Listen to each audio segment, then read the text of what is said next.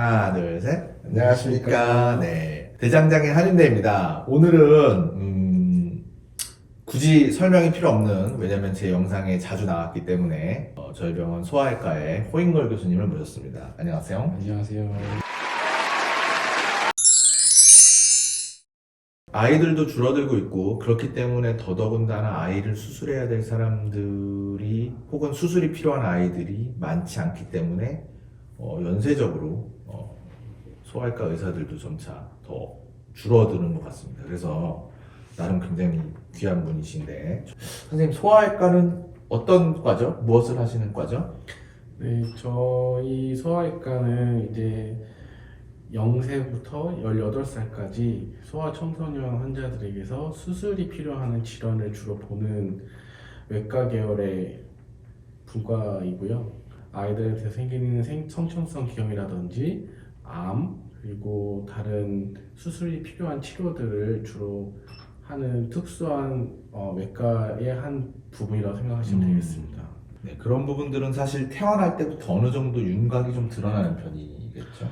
네, 요즘은 사실 산전 진단의 기술이 많이 발달해서 산전 초음파라든지 여러 검사를 통해서 미리 알고 태어나는 경우도 있고 간혹 가다가는 태어나서 아는 경우가 좀도 있긴 합니다. 그래서 좀 이렇게 예기치 못하게 아이가 좀 건강하지 못한 상태로 태어났을 경우에 이제 어머님, 아버님들이 많이 좀 당황하시고 걱정을 많이 하시기도 하는데요.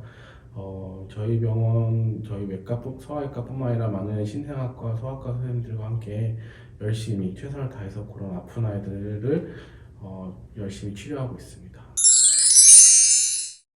오늘은 우선 좀 가벼운 질환이지만 동시에 굉장히 다빈도 질환으로 갖고 있는 소아 서해부 탈장에 대해서 이야기를 좀 해볼까 합니다. 네. 네, 소아 서해부 탈장은 무엇일까요? 소아에서 발생한 탈장은 조금 성인과 다릅니다. 이게 이제 발달적인 문제인데 이제 아이가 이제 태어나서 성장하면서 그 복막 촉상돌기라는 구조가 있는데 그 구조가 닫히면서 없어져야 되는데 그 구조가 닫히지 못하고 이렇게 열려 있으면서 배 안에는 장이라든지 장을 싸고 있는 장각막 같은 장기들이 서이부 쪽으로 이렇게 내려왔다가 올라갔다가 내려갔다 올라갔다 하는 증상이 나타나는 것을 이제 서해부 탈장이라고도 합니다. 배 안에 있는 장이나 장각막 같은 장기들이 서해부 쪽으로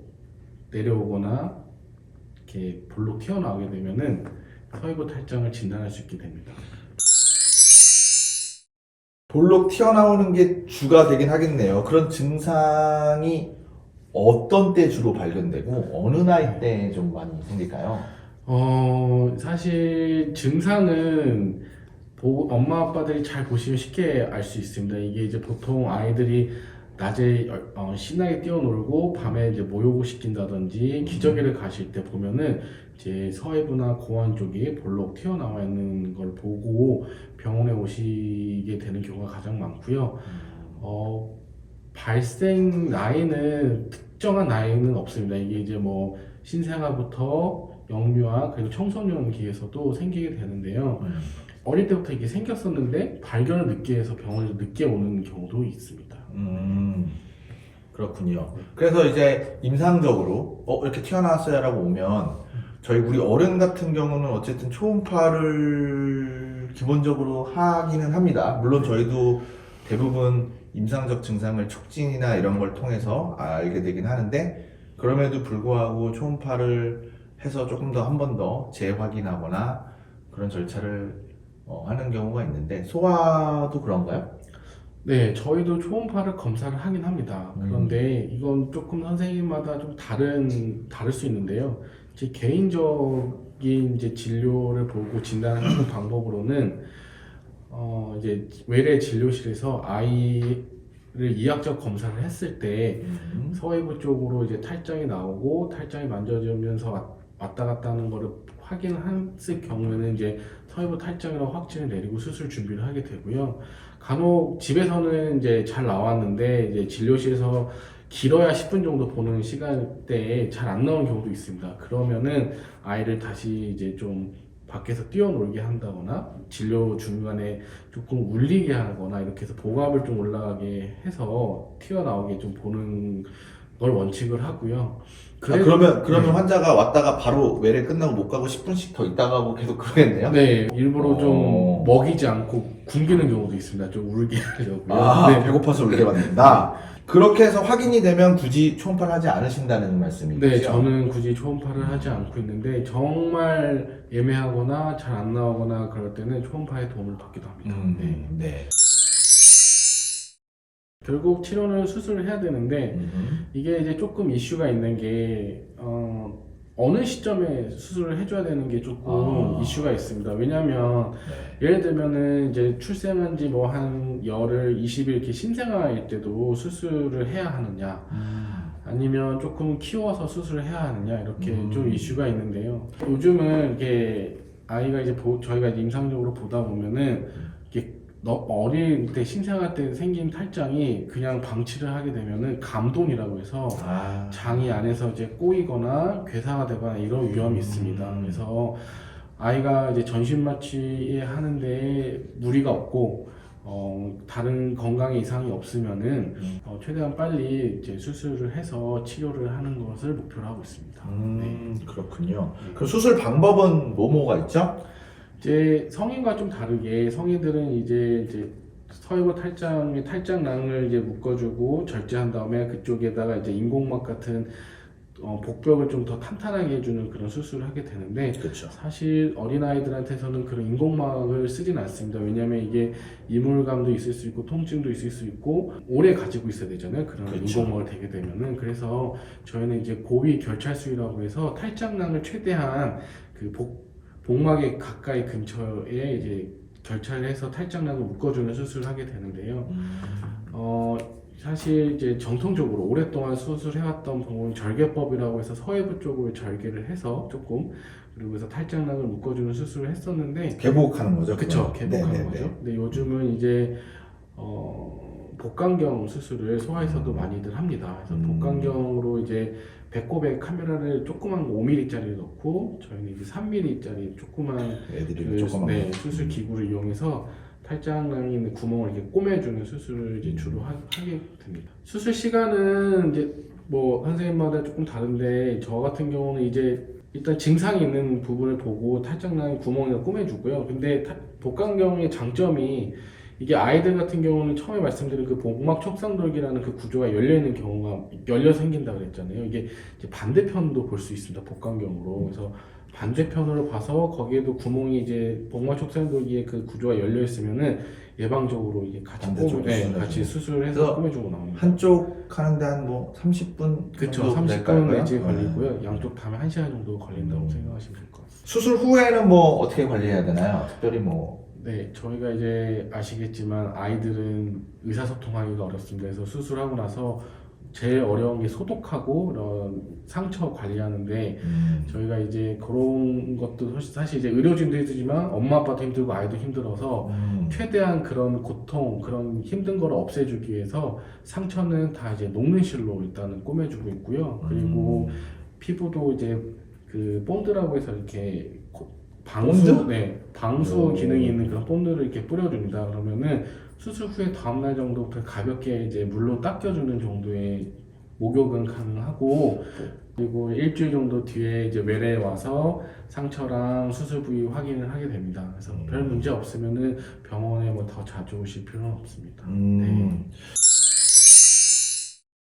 그 성인은 결국은 제가 이제 하다 보면 가끔 결국 그 복압 올라가면서 재발하고 이런 경우들이 가끔씩 있는데, 혹은 뭐 반대쪽 생기는 경우도 왕왕 있고, 소아는 그런 경우들이 있을까요? 네, 저희도 재발하는 경우가 있습니다. 그래서 꼭 수술 전과 후에 보호자분께 설명을 드리는데, 이게 이제 재발하는 원인은 잘 모르지만 소아에서도 재발하는 경우가 있고, 재발을 하게 되면 다시 수술을 해야 됩니다. 그래서 저 같은 경우는 사실 수술하고 나서 한 달 정도는 아이가 이제 뭐 키즈 카페라든지 태권도라든지 뭐 발레라든지 이런 너무 과격한 운동을 안 조금 하시도록. 쉴 수 있게 좀 해달라고 하고요. 사실 그걸 한다고 해서 뭐 더 재발을 줄일 수 있는 건 아니지만, 그래도 조금 더 안정을 취하고 나서 좀 활동하는 거를 이제 설명드리고 하고 있습니다. 가능하면 복압을 올리지 네. 않는 방향으로. 그건 사실 성인도 마찬가지긴 하거든요. 네. 저희가 그런 인공막을 댔지만 네. 그럼에도 불구하고 그게 이제 완벽한 유착이 되어서 좀